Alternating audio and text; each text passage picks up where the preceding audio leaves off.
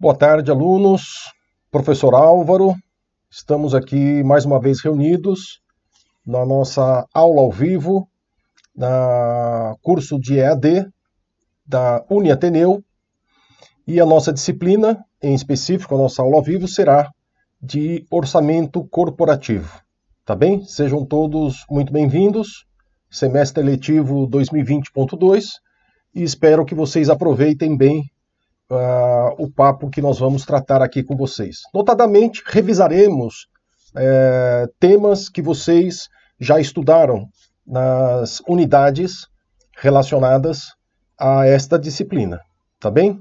Eu também estou conectado com vocês lá em nosso ambiente AVA, né, em cada uma das salas deste período, desta turma de orçamento corporativo, à disposição de vocês para podermos trocar e esclarecer, eventualmente, alguma dúvida que fique desta aula ao vivo. Tá bem? Muito bem. Vamos iniciar, então. Peço só um minuto para fazer aqui a conexão dos slides. Muito bem. Então, vamos lá. Sejam todos muito bem-vindos, né? Então, aqui nós estamos na nossa disciplina de orçamento corporativo, 100% EAD, aula ao vivo. E, notadamente, vamos tratar, conforme o combinado, sobre temas relacionados à unidade 3 do curso de vocês. A unidade 3 ela é composta de todos esses temas e, em especial, vou falar um pouquinho sobre conceitos e técnicas de investimento de capital, falar um pouquinho de capital, não é? Passar sobre a estrutura do mercado financeiro, revisando com vocês, e falar um pouquinho sobre tomada de recursos, né? Como é que está se dando isso nos dias de hoje, na prática corporativa. Tá bem? Primeiramente, eu queria convidar todos vocês para um debate introdutório sobre o mercado de capitais. Quando nós falamos em investimento, né, nós estamos falando aí notadamente em tomar recursos, uma necessidade eventual que a empresa tenha. Claro, ela vai buscar recursos no mercado, qualquer que seja dele, os mercados, não é? Para poder fazer a aplicação ou investimento em sua necessidade. Seja essa em infraestrutura, em maquinário, em capital de giro, o que quer que seja. Tá certo? Então, notadamente, este mercado de capitais, ou mercado financeiro, né, e o mercado de capitais é um deles do mercado financeiro, daqui a pouco nós olhamos a estrutura. Nesse debate introdutório, nós temos aqui o mundo, né, onde nós vivemos, tá certo? E esse mundo ele tem a sua subdivisão geográfica, que são as nações, né, os países, cada um dos seus países com a sua respectiva população, todos nós, notadamente buscando a nossa prosperidade, estejamos na situação de pessoa física ou jurídica, é isso que nós desejamos, não é? E surge aí a necessidade do capital, não é? A operação de uma organização requer um investimento de capital para que essa organização exista e para que essa organização opere, não é? Claro, dentro dessa organização, ela vai demandar trabalhadores, né, ou colaboradores para participar desse projeto, e também parte desse capital estará remunerando o trabalho, né, empreendendo negócios e dinâmicas diferenciadas dentro da organização. Essa organização vai gerar também arrecadação de tributo, que acaba retornando para a sociedade através dos serviços públicos, né? E em tudo isso, nesse contexto como um todo, existe uma regulação econômica nacional e mundial, tá certo? Notadamente, sobre o mercado de capital, o ciclo, né? A volatilidade ou o caminho do capital. Quando a gente fala capital, recursos financeiros no mundo, existe uma regulação muito importante, seja ela mundial ou em cada um dos países, replicando as orientações mundiais com relação a isso. tá certo? Deixo aqui um etc, porque nós poderíamos falar aqui inúmeras outras variáveis para essa nossa introdução. De qualquer forma, está aí, na verdade, então, a dinâmica que nós vivemos no mundo, não é? Busca de prosperidade, pessoa física ou pessoa jurídica, nós vamos transitar e precisar do capital, tá certo? Muito bem, voltando agora para a pessoa jurídica, eu queria fazer aqui uma outra palavra com vocês relacionado ao fluxo de gestão de uma empresa, não é? Esse fluxo de gestão que eu apresento a vocês é de uma empresa. Na verdade, toda e qualquer empresa, hoje, eu afirmo a vocês, aqui no Ceará inclusive, já se utilizam desse fluxo de gestão. Claro que algumas destas empresas têm esse fluxo de gestão de uma maneira muito clara, divulgado com todos os seus colaboradores, todos conhecem esse fluxo e, acima de tudo, sabem onde é que eles precisam contribuir para que os objetivos da empresa seja atingido. Tá bem?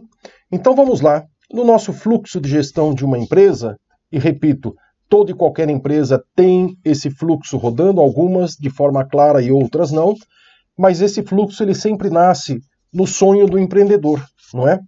Todo empreendedor, seja no início da sua empresa ou ao longo da vida da sua empresa, ele sempre terá um novo sonho ou novos objetivos para esta organização. Então, qualquer que seja o momento, no início ou ao longo da vida dessa empresa, essa nossa nuvem do sonho do empreendedor representa aquele novo desejo, aquela nova ambição da organização em buscar novos horizontes ou novas metas, tá certo? Muito bem, dentro desse fluxo de gestão, este sonho do empreendedor, que muitas vezes se materializa dentro da cabeça do próprio empreendedor, outras vezes não, dentro de um debate do empreendedor com seus líderes, né, dentro da empresa, este sonho ele precisa ser materializado. E esse sonho materializamos e colocamos no papel num instrumento chamado planejamento estratégico, que vocês devem ter visto também ao longo das leituras, tá certo? Que nada mais é do que a organização de qual é o plano desta organização para o próximo período. Plano estratégico, como qualquer plano, ele pode ser elaborado para curto, para médio ou para longo prazo, tá bem? Então esse é o primeiro passo, né? Convertemos o sonho em algo palpável, num documento denominado planejamento estratégico. O passo imediatamente seguinte ao planejamento estratégico é detalharmos um pouco mais este sonho que foi registrado no planejamento estratégico, não é? Então aqui, quando nós criamos o plano de negócio a partir do planejamento estratégico, nós já estabelecemos aqui como, quando, onde, ou seja, muitos mais detalhes sobre aquele sonho do empreendedor. Imediatamente a seguir, nós temos uma outra fase que nada mais é do que estabelecer números a este detalhamento que foi concebido no plano de negócios. Ou seja, nós vamos agora estabelecer um orçamento, e aqui a nossa disciplina, né, orçamento corporativo, aqui entra fortemente a participação. Vamos, dentro do orçamento, estabelecer números para esse nosso plano, através de projetos, também números, iniciativas estratégicas, outras, indicadores e metas. Todos esses instrumentos nós estaremos quantificando em números, e esses números obrigatoriamente precisam refletir o plano de negócio, que por sua vez representa o sonho do empreendedor que foi convertido no plano estratégico. Tá bem? Então vejam que há uma sequência lógica de cada uma dessas fases. Muito bem. Uma vez pronto todo esse arcabouço numérico que estabelece o caminho por onde a organização deve seguir, O próximo passo é todos nós, na organização, arregaçarmos as mangas, não é? E agirmos, ou seja, vamos passar à fase de execução de tudo que está planejado, o que nós chamamos de execução da estratégia, não é? Ou a execução do sonho, poderíamos também chamar, tá bem? Então, a sequência lógica, depois de tudo quantificado, passamos à execução, né? Como diria aqui nosso matuto, passamos ao fazimento de tudo aquilo que nós planejamos, não é? Claro que para esta execução, para que tudo que está planejado a gente consiga de fato converter em realidade, nós vamos aí depender necessariamente de processos, de pessoas, de sistemas e, em especial, de algumas engrenagens ou ferramentas denominadas modelos, né? Modelo significa método, né? Meio através do qual vamos obter. Então, o modelo de gestão está em negrito e ele, notadamente, é o mais importante dentre as engrenagens, porque ele conduzirá todas as fases desta execução, tá certo? Ele tem uma abrangência mais ampla do que os demais. Mas, claro, teremos também ali a necessidade do modelo de decisão. Muitas decisões precisarão ser tomadas nesta organização, tá certo? O modelo de informação, no sentido de informação que nós planejamos, ou até mesmo a informação que nós realizamos, não é? E quanto àquilo que foi realizado, nós utilizamos também um instrumento da mensuração, medição ou mensuração. E entra, portanto, aí a quarta engrenagem do modelo de mensuração. Tá bem? Uma vez tudo isto ocorrendo da melhor forma possível, nós temos a próxima fase da celebração do sonho convertido em realidade. Tá bem? Então vejam que este fluxo é um fluxo extremamente simples, muito fácil de entendimento e, acreditem, é apenas isso que acontece dentro de todas as organizações. Tá bem? Fiquem atentos, observem as empresas onde vocês hoje estão trabalhando e vocês perceberão que, de alguma forma, esse fluxo ou esse ciclo ele está presente. Tá bem? Muito bem. Voltando então para o orçamento corporativo, que nós vimos exatamente a fase crucial do processo do ciclo de gestão de uma empresa, não é?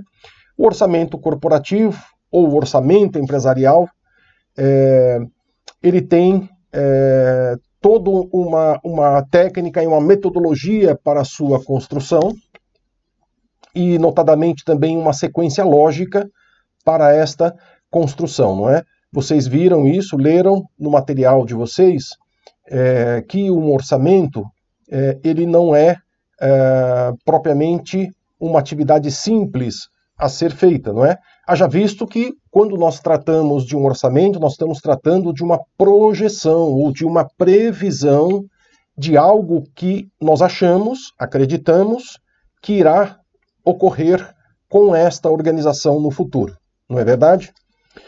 Muito bem, primeiro vamos falar da linha do tempo, não é? Um orçamento em uma organização, normalmente nós trabalhamos e montamos esse orçamento para medir, para mensurar o que vai ocorrer durante um exercício social. Um exercício social no Brasil, nós sabemos que tratamos aí de janeiro a dezembro de um determinado ano, não é verdade? Muito bem, só que este respectivo orçamento, imaginemos aqui nesta nossa aula está ocorrendo agora em agosto de 2020, imaginemos que em nossa empresa estaremos agora tratando do orçamento de 2021. E o momento para o início e para a montagem e tratar destas projeções do ano de 2021 deveria ser exatamente agora, ou talvez até um pouco antes, tá? Não mais à frente do que o próprio mês de agosto. Por que isto? Porque nós temos várias fases na elaboração de um orçamento, não é? Nós temos, primeiro, o estabelecimento que vem da estratégia da empresa, então precisamos conhecer quais são as metas estabelecidas pela estratégia, então quais são os direcionadores, os macro direcionadores da estratégia, para partir daí as áreas começarem a trabalhar as suas respectivas projeções. Exemplo, se nós, em nossa empresa, definimos que no ano de 2021 nós teremos um faturamento de 15% a mais do que foi em 2020, nós vamos precisar dizer, lá no orçamento, na projeção do orçamento de 2021, onde, efetivamente, nós iremos crescer as nossas vendas, não é? Se essas vendas deverão crescer no varejo, se essas vendas crescerão no atacado, se as vendas crescerão no Ceará ou também no Piauí, caso a empresa opere nesses dois estados. Então, o primeiro passo sempre são as orientações estratégicas, macroprocessos. Imediatamente a seguir, o que precisa rapidamente ser tratado são os projetos. Imaginem vocês se nós precisássemos crescer o nosso faturamento em 2021 com a abertura de uma nova loja. Sendo essa loja, precisando essa loja estar aberta a partir de janeiro de 2021. Nós estamos em agosto. Então, o projeto precisa ser feito, a obra precisa iniciar para que esteja pronta em janeiro ou que seja em março, não é? Mas isso passa por uma quantidade enorme de projetos, né? Projetos de construção, caso tenha que construir, ou projetos de adaptação, caso tenha que comprar ou alugar algum imóvel que precise de uma adaptação, e assim sucessivamente. Então, sempre os projetos são as primeiras tratativas dentro de um orçamento. Na sequência, imediatamente, é muito comum tratarmos as vendas. Por que as vendas? Porque a partir das vendas, das metas de vendas, é que todo o restante do orçamento acaba sendo encadeado, não é? Se não vejamos, se vendas definir um volume X de cada um dos produtos a serem vendidos nos meses de 2021, somente a partir desta definição é que a área de produção saberá o que vai precisar produzir para que vendas possa vender. Percebem? Então, vendas sempre acaba sendo o início do processo de projeção. Então, inicia-se a projeção em vendas, vendas é feita, se faz todo o processo de projeção de vendas, e a partir dessa projeção de vendas, produto a produto, volume a volume, em cada um dos meses do ano de 2021, a área de produção vai desenvolver o seu trabalho de orçamentação de produção. E aí, claro, vai estabelecer o que vai ser necessário de matéria-prima, de pessoas, de energia, de maquinário, de manutenção e assim por diante. Todos os seus insumos que compõem o processo produtivo, não é? Também na sequência, aqui junto a vendas, nós temos toda a orçamentação da área comercial, não é? Aqui nós temos uma palavrinha custo, mas sabemos que todo gasto ou dispêndio ocorrido na área comercial necessariamente são despesas, não é? Dentro da organização, tá certo? Muito bem. Então, vendas, aqui nós vamos estar projetando receitas, e aqui são as despesas comerciais, né? Gasto ou dispêndio com salário das equipes de vendas, comissões, transportes e etc. E claro, na sequência também marketing, qual abordagem de marketing e publicidade precisará ser desenvolvida ao ano de 2021, e as demais projeções, tá bem? Projeção de fluxo de caixa, balanço patrimonial, demonstração de resultado e demais projeções, tá bem? Então, este é o orçamento, a extrema importância, é a ferramenta de apoio à gestão e ao ciclo de gestão organizacional que acabamos de ver de maior relevância, não é? Sem ela, nós não conseguimos organizar em números tudo o que nós precisaremos, de fato, empreender na organização. Tá bem? Muito bem. E relacionado à captação, não é? Porque a empresa, nós falamos ainda há pouco de novos projetos, não é? Eventualmente lançamento de novos produtos, desenvolvimento, adequação de máquinas, até compra de eventualmente algum equipamento novo. Essa empresa precisa de recursos, não é? Vem precisar e sempre há necessidade, seja na sua ampliação produtiva ou na mudança eventualmente de alguma estratégia de concessão de mais prazo aos seus clientes. Então sempre haverá uma necessidade de capital, seja esse de giro ou de investimento. Tá? A origem, como nós sabemos, dos recursos de uma empresa, e vocês viram isto, né? Aqui a figura representando o balanço patrimonial de uma empresa, onde nós temos sempre do lado direito deste balanço, onde se originaram os recursos desta empresa, se esses recursos são próprios, ou seja, foram capitalizações dos acionistas ou acumulação de resultados que vieram ao longo do tempo na organização, assim como também as origens de recursos que a empresa foi buscar junto a terceiros, não é? E os exemplos de terceiros são muitos, né? Mas notadamente aqui podemos falar dos empréstimos e financiamentos, onde a empresa foi buscar junto aos bancos esses recursos e eventualmente até um bom financiamento obtido junto aos seus fornecedores, né? Que também são recursos de terceiros. Então, muito importante, temos sempre em mente, e sobretudo também na nossa projeção orçamentária, que precisaremos também fazer projeção de caixa, né? Como vimos, né? Fluxo de caixa, e ali podem surgir as necessidades de recursos nesta projeção. E aí nós temos que também projetar onde é que vamos buscar os recursos, não é? Vamos buscar os recursos de terceiros, vamos conseguir através de nova captação dos acionistas e assim por diante, não é? Muito bem. Caso a nossa decisão seja por buscar no mercado, aí então nós vamos observar o mercado financeiro na sua dimensão de 4 pilares, tá certo? Então, onde tratar sobre as demandas financeiras, seja ela captação ou aplicação. E até mesmo operação, né? Muitas empresas têm operações comerciais com o exterior e demandam também aí dos mercados. Fazendo uma revisão rápida destes mercados, nós temos aí o mercado de crédito, que é o mercado onde é muito mais acessado pelas empresas, não é?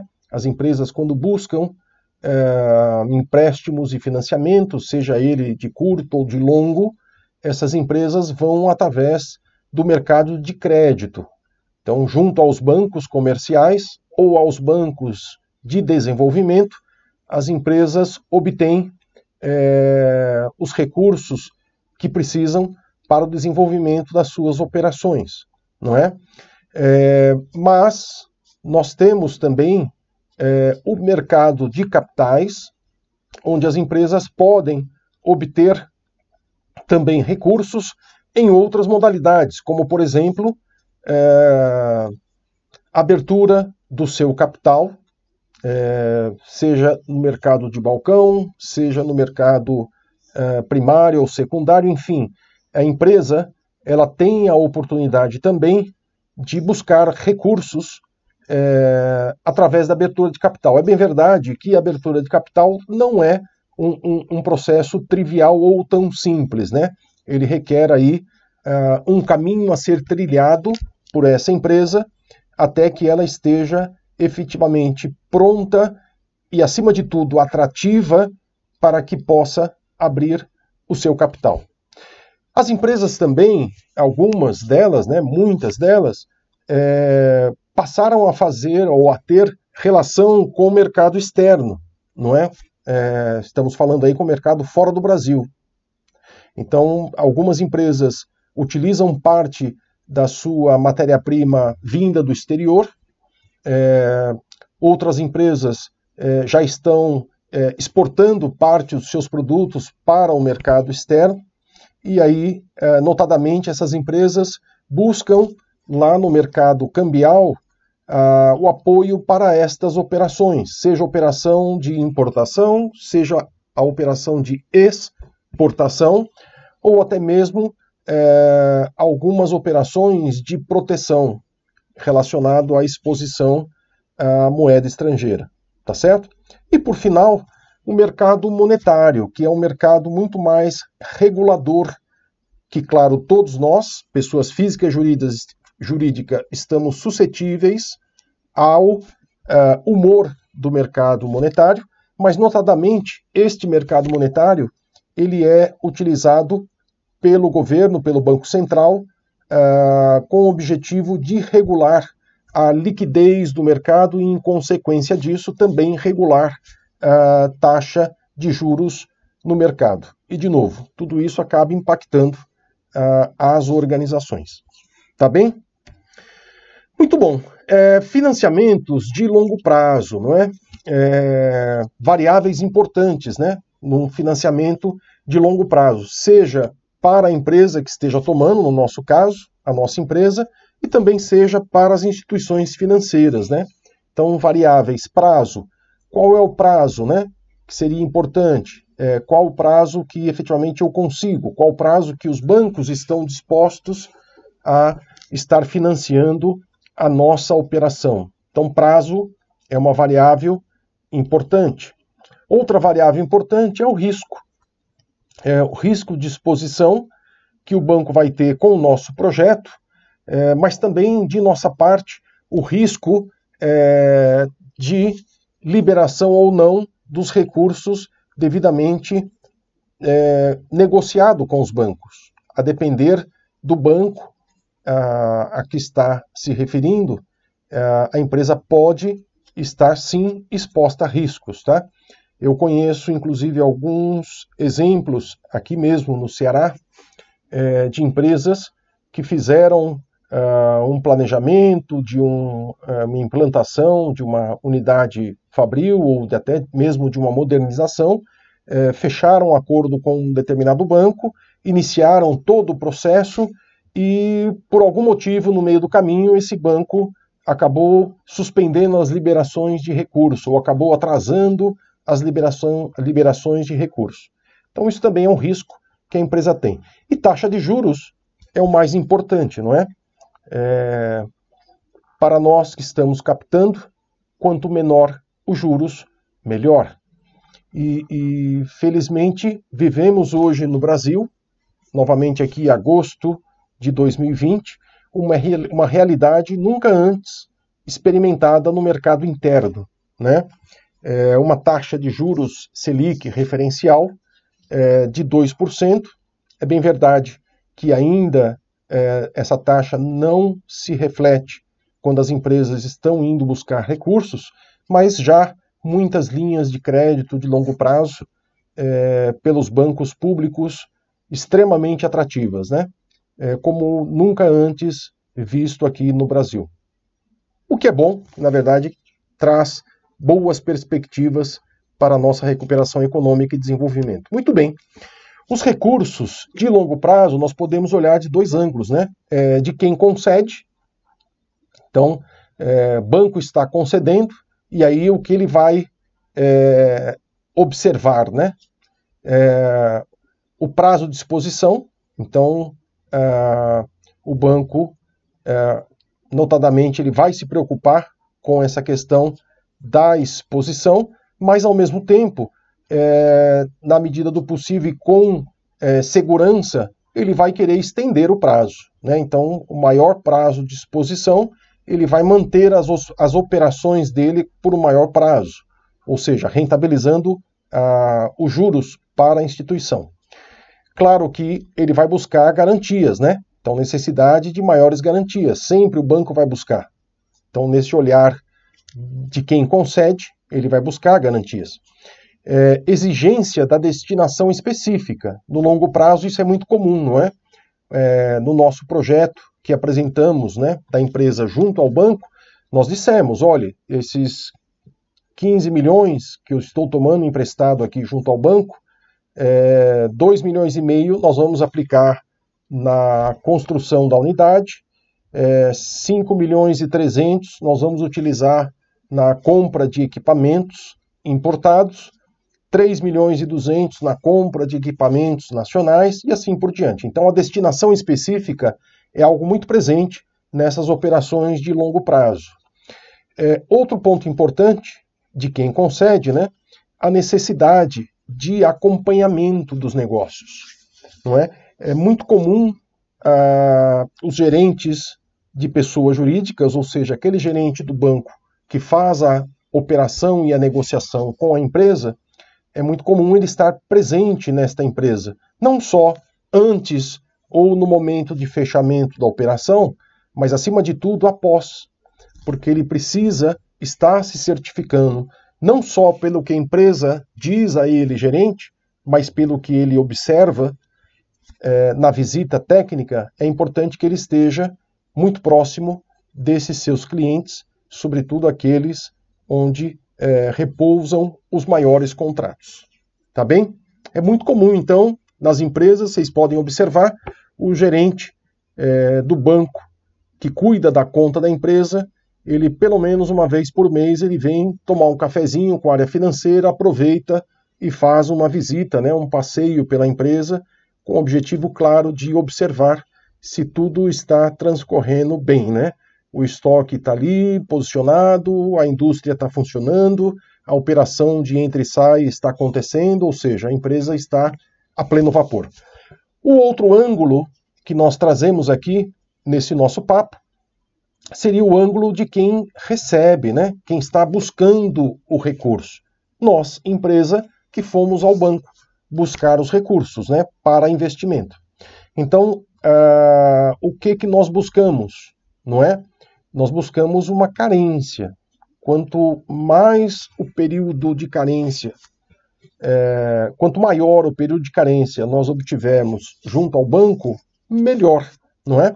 Então, se o banco me emprestou os 15 milhões e eu precisar pagar o banco só a partir do terceiro ano ou do segundo ano, isso é bom porque esse recurso aplicado eu consigo movimentar o capital e começo a gerar riqueza, o que vai me ajudar a formar um pouco de capital para poder iniciar o processo de amortização do principal, não é? Claro que também nós vamos buscar as menores taxas, sempre, né? Nós queremos a menor taxa de juros possível. E, claro, sempre também vamos querer vincular a menor quantidade de garantias junto às operações, né? Nós temos, os bancos, eles exigem, notadamente, as garantias muito mais líquidas, não é? Não é comum o banco aceitar imóveis, não é? Num processo de operação. Ele gosta mesmo de garantias líquidas, como o nosso contas a receber calcionado, né? Duplicatas calcionadas, enfim. No nosso ângulo, empresa, quanto menos garantia vinculada tivermos, melhor para a empresa. Tá bem? Dos dois ângulos, nós teríamos aqui outras, né, observações, mas aí acabaríamos nos estendendo mais, e estas são as que eu julguei mais importante para estar dividindo aqui com vocês. Tá bem?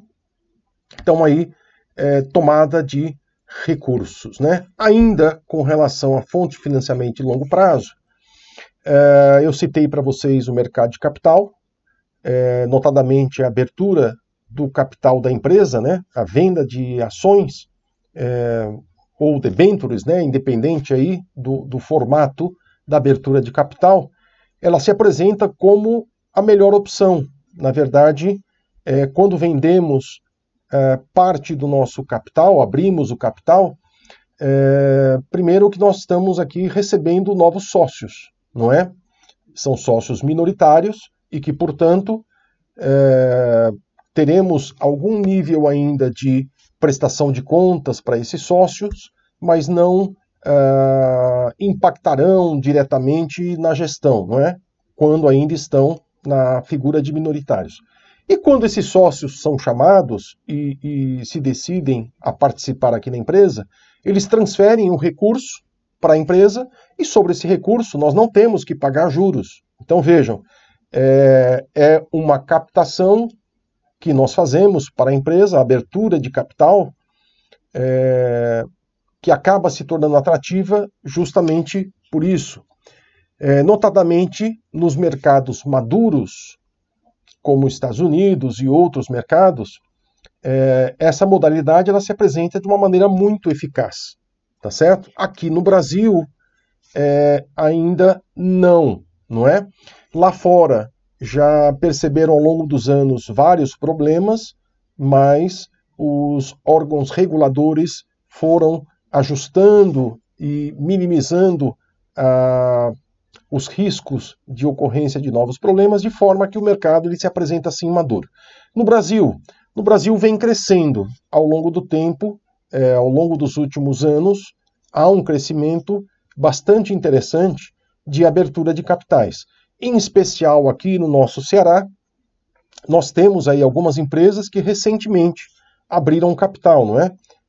Podemos citar as mais recentes aqui, dentre as mais recentes, o Apvida, que abriu capital aqui na B3, na Bolsa do Brasil, mas temos também o Sistema Aridiçá, que abriu o capital de uma das suas empresas, não aqui na nossa Bolsa do Brasil, abriu diretamente lá nos Estados Unidos, mas é uma modalidade também de abertura de capital. E outras, né, que já têm capital aberto, ou seja, já fizeram captação aqui através desse mercado, como a M Dias, não é? A Pague Menos, tá certo? Dentre outras. Tá bem? Então no final das contas, a melhor opção. Mas como eu disse a vocês, é um caminho um pouco mais longo, né, de estruturação da empresa e, acima de tudo, de tornar a empresa atrativa aos investidores. Tá bem? Muito bem. Por final, eu queria aqui trazer uma reflexão com vocês sobre a questão de endividamento das empresas, não é?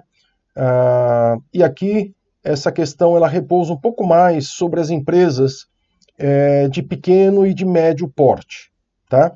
Empresas de pequeno e médio porte, notadamente também aquelas que já estão com a gestão de segunda geração, ou seja, são os filhos do fundador da empresa que estão à frente, ou terceira geração, os netos dos fundadores que estão ali à frente da sua gestão. Algumas empresas elas trazem um perfil de não simpatia pelo endividamento bancário, né? Notadamente o endividamento bancário. Tá certo? Então, eu já me deparei na minha vida de consultor com alguns empresários onde eles diziam, né, aspas, eu nunca mais vou pegar dinheiro emprestado em banco. Fecha aspas. Notadamente, aquele empresário em específico, ele teve na vida dele como executivo daquela empresa, ou até mesmo do pai ou do avô, algum dissabor com a tomada de recurso junto a banco, não é? Por motivos até que vocês já, de alguma forma, estudaram também em outras disciplinas, né, como a administração financeira orçamentária, enfim. Nós sabemos que todo recurso que nós pegamos num banco, ele só é interessante quando a taxa de juros que nós nos propomos a pagar ao banco, ela seja inferior ao rentabilização que nós vamos proporcionar com esse recurso tomado no banco aplicado no nosso negócio. Ou seja, em outras palavras, se eu tomo R$100 no banco e me proponho a pagar 10% ao ano ao banco, este R$100 aplicado na minha empresa, ele vai ter que me render mais do que 10% ao ano. Caso isso não ocorra, nós vamos ter um problema de inadimplência junto ao banco. tá certo? Ou seja, se o custo financeiro que eu me proponho a pagar ao banco for superior ao que eu vou conseguir rentabilizar no mesmo período, na verdade eu vou ter que descapitalizar a empresa ainda mais para poder pagar os juros ao banco, não é? Então esse empresário, à época, ele teve problemas de fato, e aí acabou criando essa aversão à tomada de recursos. Mas nós sabemos que na dinâmica favorável que eu acabei de apresentar a vocês, sim, tomar recursos no banco ou tomar empréstimos não é ruim, desde que a equação seja favorável, tá certo? Então, tomar recursos depende de alguns fatores, né? Então, a oportunidade de investimento, ela rentabiliza mais do que o custo financeiro? Se rentabiliza mais, por que não tomar o recurso? Eu posso crescer e eu posso ganhar muito mais, posso gerar uma riqueza muito maior, e eu tenho um banco que se dispõe a me emprestar esse recurso, sim, a empresa deve tomar esse recurso. A empresa deve se endividar e deve gerar esta operação e criar esta riqueza advinda. Agora, atenção, tem que administrar bem este processo. Tem que monitorar. Não basta no início fazer um desenho de equação e no início ela parece ser importante, mas ao longo da execução ela não se efetiva de acordo com o desenho que achávamos no início. Tá certo? Então, um dos pontos principais é que a oportunidade de investimento realmente rentabilize mais do que o custo do empréstimo. Tá bem? E no final aqui, para a gente fechar, é importante sempre que a empresa observe a quantidade de recurso, né, a quantidade de dinheiro que ela vai tomar junto ao banco, assim como a qualidade desse dinheiro. Então, vamos falar sobre as duas situações. Quantidade. Quantidade de recursos, gente, a empresa deve tomar recurso apenas para aquele investimento que vai gerar recursos, não é?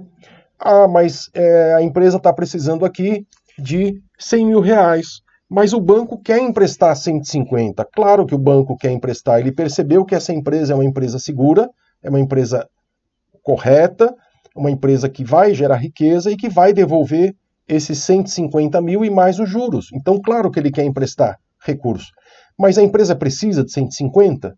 No nosso exemplo, não. Então, por que tomar 50 a mais? E aqui eu compartilho com vocês outro exemplo que eu vivenciei na minha vida como consultor. Uma situação semelhante a essa, claro que com números diferentes.